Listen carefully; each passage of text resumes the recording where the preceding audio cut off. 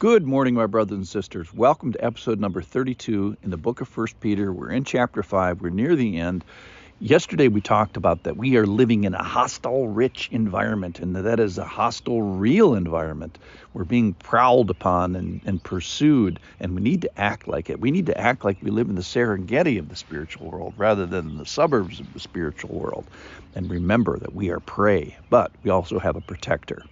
Okay, so today we're going to go back to suffering. That is spiritual suffering. So we are called to be sufferers. It says that all the way through 1 Peter. You just can't get away from it. So we're supposed to be good stewards in the suffering with our hearts and our attitudes. We're supposed to know that it is temporary, that it's for God's glory, that He's in it, that He's sovereign.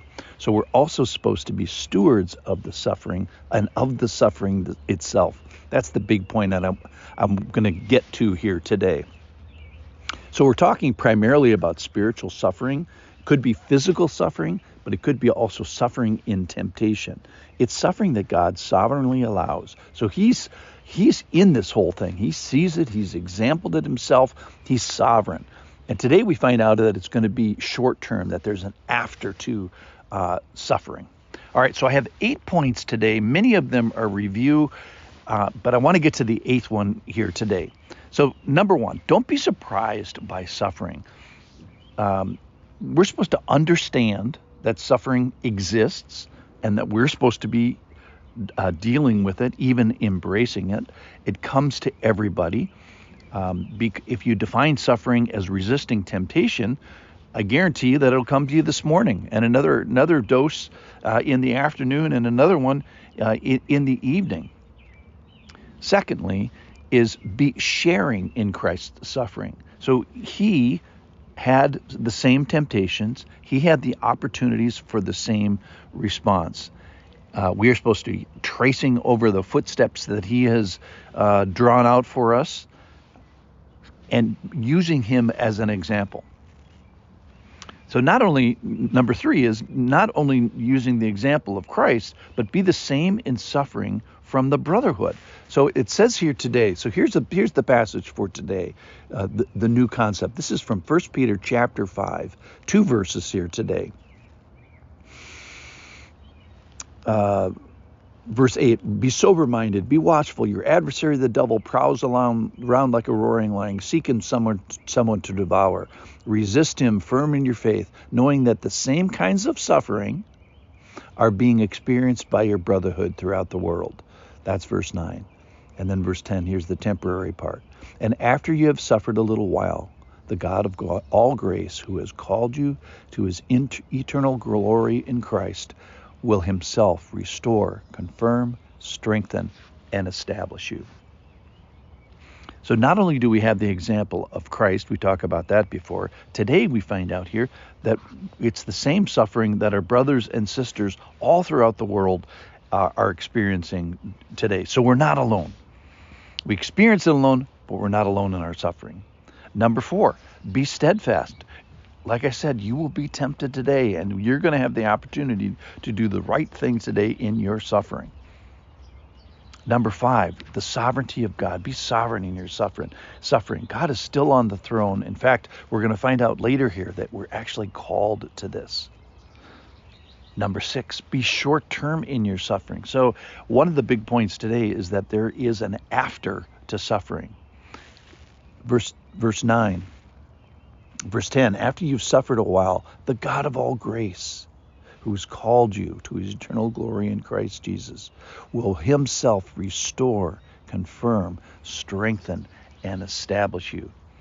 So there's an after to this suffering. He's going to restore us, and He's going to mend us to the point of that restoring. He's going to confirm and strengthen. He's going to make us strong. He's going to make us able. And we get to experience in a special way His grace. All right, number 7 is be a good steward in suffering. So this is what the nuclear power plant of 1 Peter in chapter 2 talked about, of entrusting, being careful, being a good steward of our words during suffering, and good steward of our attitude. And the final point for today, and this is the big one for today, is be a good steward of of suffering itself. So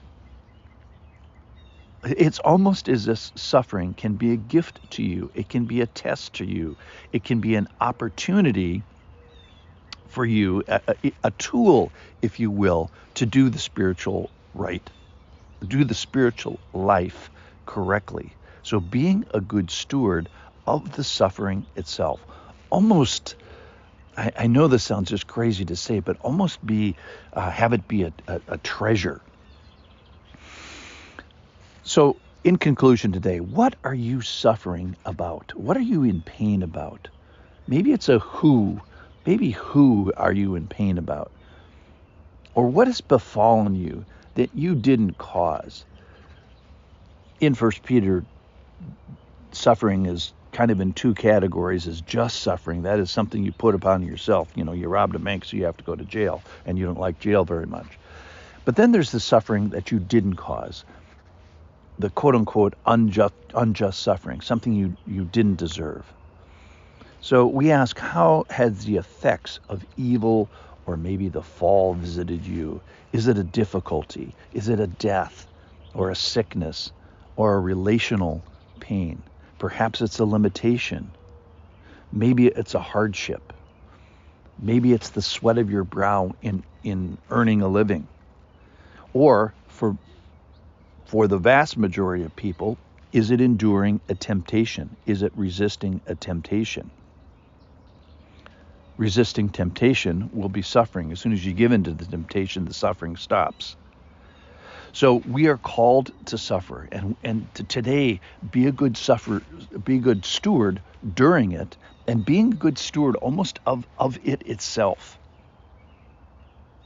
So today, be resisting of temptation. My prediction is you will suffer today. It's an opportunity to resist. So the call today is to be a good steward of the suffering that God has allowed for you. Thanks for listening.